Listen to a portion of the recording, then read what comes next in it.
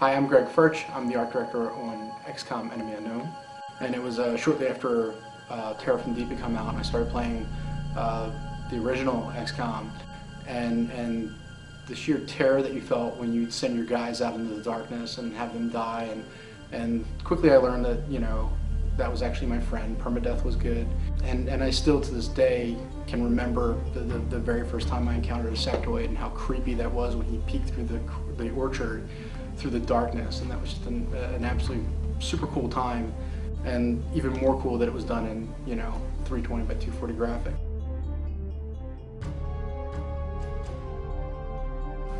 Yeah, so I mean, you know, that's been one of the things, is to try and really maintain that mood and that tension and that feel, and I think a lot of that falls on the art and how we present ourselves and how we supply our part of the game. So you know, that's been something that's really driven us to kind of keep that sort of mood when you're on missions, and to really make sure the player has that sort of sense of discovery and encounter and then conflict. XCOM, at least the initial characters, really played a stereotype, and even the art direction plays with a stereotype. You know, if you've got, you know, if somebody's, you know, a bad guy, he's got a cape and shoulder pads.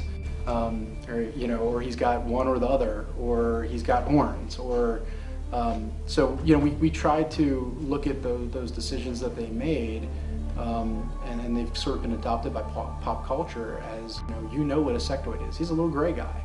These guys, they don't look like real soldiers. They look like, you know, G.I. Joes. And I said, yeah, you know, right? They actually are. They're action figures.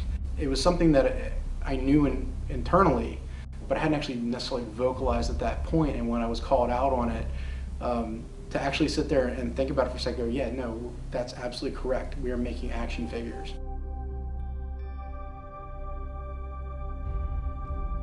But I think the one thing, the advantage we have now, is that we can make things look gorgeous. And so for us, we're really looking at making, you know, the really great player experience, both visually and through design, that's immersive and engaging. And so for me, being an artist, you know, that's the thing that I want us to really, that I'm the most excited about. As far as playing the game, I think it's again, it goes back to what I was just saying, is giving people a new choice in how they game and what they're going to play, and something that's slightly different than, you know, what people normally have.